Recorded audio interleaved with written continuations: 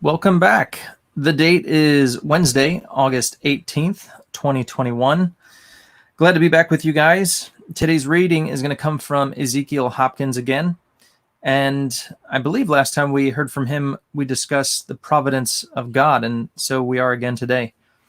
So our verse is Psalms 73, 3 and 17. I was envious of the wicked until I went into the sanctuary of God. Then I discerned their end. So today we're going to have some interesting thoughts on the prosperity of the wicked, and then also compare that with the suffering of God's children.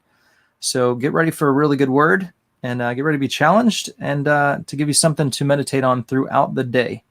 So here we go. Providence is an act of God, whereby, according to his eternal and most wise counsel, he preserves and governs all things, and directs them to their ends, but chiefly to his own glory. It is necessary for our hearts to be well established in this truth, that we may acknowledge God with praise for the good that comes to pass, and embrace the bad with patience.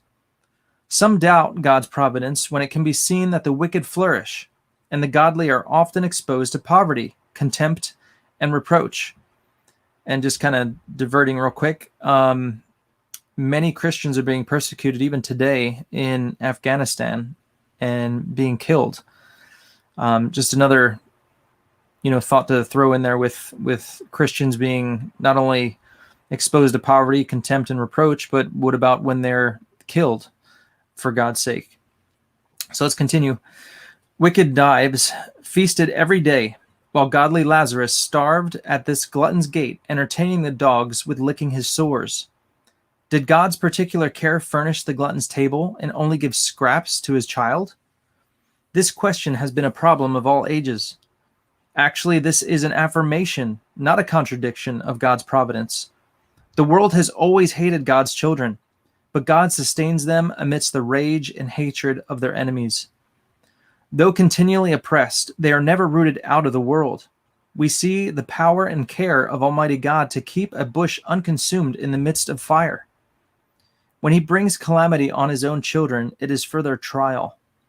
What wicked men possess of this world is all they can ever hope for. The inequality of his providence in this life will be cleared up at that day of judgment. Blessings of this life may not be mercies, but snares. Oh, never call Dives' delicious fare good things if it ends in torment. Was it good for him to be wrapped in purple, who is now wrapped in flames? Lazarus' sores are not evil if he now lies in Abraham's bosom. In that day all will be made plain.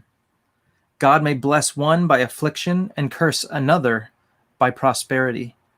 Nothing is truly good, but promotes eternal happiness. Let me read that again. Nothing is truly good, but promotes eternal happiness. Well, there you go, guys. There's a lot to chew on there, and a lot to think about when it comes to God's providence, how he handles the wicked, how he handles even his children. And if they do suffer, what do we make of that? Is God evil because his children suffer? Or does it actually point to more eternal matters? And something my pastor said just this past Sunday, and he says often, if your best life is now, then he doubts, that person is going to be going to heaven when they die. Our best life, should be in heaven. Not that God won't bless us. He will bless us, and we can enjoy good things here. But if you're living today just so you can have your best life, then you're definitely missing the point of eternity. Our best life is meant to be lived when we're done with this world. We shouldn't hold on to anything. Our hands should always be open, ready to give. Now, if that is your best life and you're giving and you're glorifying God, then that is a life well lived. But if you're just being selfish and living your whole life for you, then you're totally missing the point. And so there you go. Anyway, guys, hope you have a great day. Hope you've been challenged, and I hope to share another word with you tomorrow. God bless and peace.